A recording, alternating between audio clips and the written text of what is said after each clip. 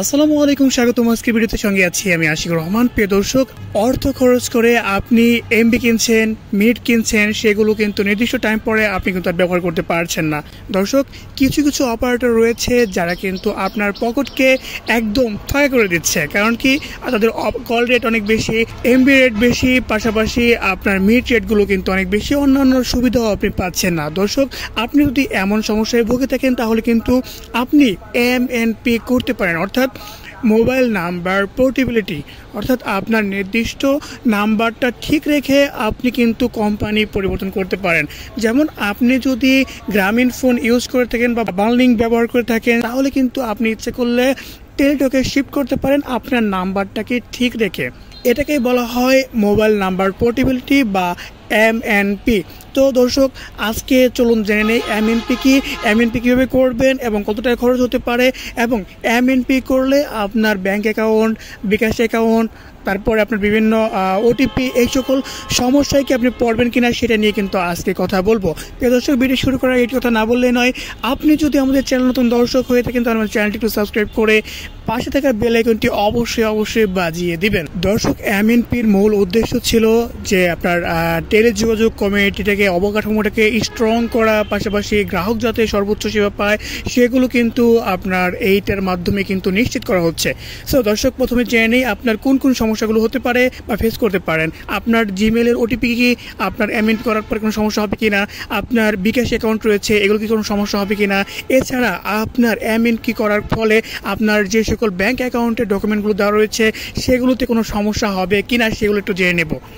দর্শক, বিকাশ অ্যাকাউন্টের ক্ষেত্রে আপনাকে যেই তথ্যগুলো দিব এখন সেটা কিন্তু খুব মাথায় রাখতে হবে। আপনি যখন এমএনপি করবেন তখন কিন্তু বিকাশ অ্যাকাউন্ট নিয়ে একটু ওটিপি নিয়ে ঝামেলা পড়বেন, কিন্তু দু একদিন পরে এটা সমস্যার সমাধান হয়ে যাবে। এছাড়াও কিন্তু আপনি ইচ্ছে করলে আপনার এমএনপি করার ফলে যে সকল গুরুত্বপূর্ণ যেমন জিমেলের বা ওটিপিগুলো রয়েছে এগুলো আস্তে আস্তে ঠিক হয়ে যাবে। আপনার সবচেয়ে গুরুত্বপূর্ণ হচ্ছে, যদি আপনি খুব গুরুত্বপূর্ণ মনে করেন এমন কিছু রয়েছে সিম এমএনপির ক্ষেত্রে, তাহলে কিন্তু আপনি এটা না করাটাই বেটার। তবে সুযোগ সুবিধার ক্ষেত্রে যেমন আপনার টেলিটক যে সুবিধা দেয় এটা কিন্তু বাংলিং দেয় না, জিপে যে সুযোগ সুবিধাগুলো দেয় সেগুলো কিন্তু আবার রবি দেয় না। সো আপনার কাছে যদি মনে হয় যে এই অপারেটর ব্যবহার করে আমি তেমন একটা সুযোগ পাচ্ছি না, তাহলে কিন্তু আপনি এমএনপি করে নাম্বারটা ঠিক রেখে আপনি কিন্তু চেঞ্জ করতে পারেন। এর জন্য কি কি লাগতে পারে প্রথমে বলে আসছি। প্রথম কথা হচ্ছে, আপনার প্রয়োজন হবে আপনার ভোটার আইডি কার্ড এবং ফিঙ্গারপ্রিন্ট। সো এই দুটা নিয়ে কিন্তু আপনাকে কাস্টমার কেয়ারে যেতে হবে। যদি আপনি রবি থেকে আপনার টেলিটকে যেতে চান তাহলে টেলিটকে কাস্টমার কেয়ারে গেলেই কিন্তু তারা কিন্তু শিফট করে নেবে। নির্দিষ্ট একটা চার্জ কিন্তু আপনাকে দিতে হবে, এটা আপনার 150 থেকে 200 টাকার মধ্যে কিন্তু হয়ে যায়।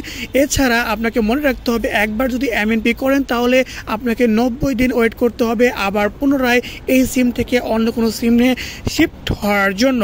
আপনি কিন্তু ইচ্ছে করলে যে অপারেটর ছিলেন সেই অপারেটর থেকে কিন্তু আপনি কিন্তু ইচ্ছে করলে অন্য অপারেটরে যেতেও পারবেন, আবার পুনরায় সেই অপারেটরে ব্যাকও আসতে পারবেন। এছাড়া সমস্যা বলতে কিছুই নেই। আপনার ওটিপির ঝামেলা তো বললামই। এছাড়া আপনার জিমেলের ওটিপি বা অন্যান্য যে সকল তথ্যগুলো থাকে সেগুলো কিন্তু অনায়াসে কিছুদিন পরে ঠিক হয়ে যায়, কোনো সমস্যা নেই। আপনারা শুধু নির্দিষ্ট চার্জ দিয়ে আপনি কিন্তু এই কাজটা করতে পারেন। মূলত কথা হচ্ছে গ্রাহক যাতে সর্বোচ্চ সেবা পায়, পাশাপাশি যোগাযোগ খাতটা যাতে স্ট্রং হয়, সেই ক্ষেত্রে কিন্তু একটু বেশি হয়ে থাকে এমএনপি। দর্শক, এমএনপি কিন্তু সারা বিশ্বে একটা গ্রহণযোগ্য একটা মাধ্যম। আপনি কিন্তু একটা অপারেটর থেকে আরেকটা অপারেটর বেছে নিতে পারেন। আগে যেমন আপনার এমএনপি যখন ছিল না তখনকার কথা বলছি, তখন কিন্তু আপনাকে একটা নাম্বার পরিবর্তন করতে হতো, অর্থাৎ আপনাকে নতুন করে নাম্বার কিনে তারপরে সেই একটা অপারেটরে যেতে হতো। কিন্তু এখন কিন্তু তেমনটা করতে হচ্ছে না। এখন কিন্তু আপনি এমএনপির মাধ্যমে ওই অপারেটর থেকে অন্য অপারেটরে শিফট করতে পারবেন। শুধু আপনার ফিঙ্গারপ্রিন্ট আর ভোটার আইডি কার্ড আর নির্দিষ্ট পরিমাণ অ্যামাউন্ট প্রয়োজন হবে। দর্শক, এখন আসি রিচার্জের ক্ষেত্রে আপনি কি করবেন। রিচার্জের ক্ষেত্রে আপনি যে কাজটা করতে পারেন, আপনি যখন রিচার্জ করবেন দোকানদারের কাছে যাবেন তখন কিন্তু তাকে বলে নিতে হবে যে আমার এই সিমটা এমএনপি করা রয়েছে। অন্যথায় আপনি যেমন 017 একটা গ্রামীণ ফোনের নাম্বার তাকে দিয়ে দিলেন, সে কিন্তু ওই নাম্বারে গ্রামীণ ফোন অ্যাড করে আপনাকে যখন রিচার্জ করে দেবে তখন কিন্তু আপনি এই রিচার্জটা কিন্তু আপনার ফল্ট হয়ে যাবে। দর্শক, বাংলাদেশ সরকারের পরিসংখ্যান অনুযায়ী আপনার 15 কোটি মানুষ কিন্তু আপনার মোবাইল ফোন ব্যবহার করছে। সো এই 15 কোটি মানুষের কথা চিন্তা করে কিন্তু এমএনপিটা নিয়ে আসা হয়েছে। দর্শক, এমএনপি করতে মাত্র 5 মিনিট সময় লাগতে পারে। আপনার সিমের নাম্বারটা পরিবর্তন হবে না, কিন্তু আপনার অপারেটর পরিবর্তন হয়ে যাবে। কিন্তু আপনার এই গ্রাহক সেবা পুনরায় সর্বোচ্চ চালু হতে 72 ঘন্টা অর্থাৎ 3 দিন সময় কিন্তু লাগতে পারে। অন্যথায় অনেক সময় কিন্তু এর আগেও এটা হয়ে যায়, এতে কোনো চিন্তার কোনো কারণ নেই। দর্শক, এখন প্রশ্ন হলো যে আপনার এমন অনেক রিচার্জ করা থাকে, টাকা থাকে ফোনের মধ্যে, তখন এই টাকাগুলো আপনার কি হবে, পুরনো টাকার কি হবে? দর্শক, 2 বছরের মধ্যে যদি আপনি ওই পুনরায় পূর্বের অপারেটর ফিরে আসেন, তাহলে সেই টাকাগুলো আপনি ব্যবহার করতে পারবেন, অন্যথায় কিন্তু ব্যবহার করতে পারছেন না। 2 বছর মেয়াদ অতিক্রম হয়ে গেলে এই টাকাগুলো কিন্তু সরকারি কোষাগারে জমা হবে। দর্শক, এখন কথা হচ্ছে এমএনপি করা কি আপনার জন্য প্রয়োজন কি না। আমি এখন বলবো যে আসলে খুব সেন্সিটিভ না হলে বা খুব সেন্সিটিভ কিছু না থাকলে আপনি কিন্তু এমএনপি করতে পারেন, কিন্তু খুব সেন্সিটিভ থাকলে তাহলে আপনি এমএনপি না করাটাই বেটার। তবে দর্শক, এমএনপি করলে এমন কোনো আহামরি কোনো ক্ষতি হয় না, ওটিপির ঝামেলার সমাধান হয়ে যায়, আপনার ব্যাংকিং খাতের এই সকল ঝামেলা কিন্তু সমাধান হয়ে যায়। তবে দর্শক, একটু সময়ের প্রয়োজন হয়। তবে মনে রাখতে হবে, এখন যেটা হচ্ছে সকল সিম কোম্পানি থেকে গ্রাহকরা কিন্তু টেলিটকের দিকে ঝুঁকছে এমএনপি করার জন্য।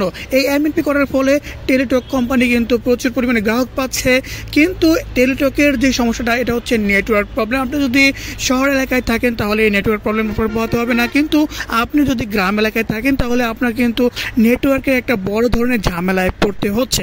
সো আপনি এমএনপি করবেন কি করবেন না সেটা আপনার ব্যাপার, আপনার প্রয়োজন অনুসারে আপনি কিন্তু করতে পারেন, নাও করতে পারেন, আবার এমএনপি করার পরে ফিরেও আসতে পারেন, সেই পদ্ধতিও কিন্তু রয়েছে। প্রিয় দর্শক, দেখা হচ্ছে পরবর্তী কোনো ভিডিওতে। সে পর্যন্ত সকলেই সুস্থ থাকবেন, ভালো থাকবেন, সে প্রত্যাশায় আজকে ভিডিও শেষ করছি। আসসালামু আলাইকুম।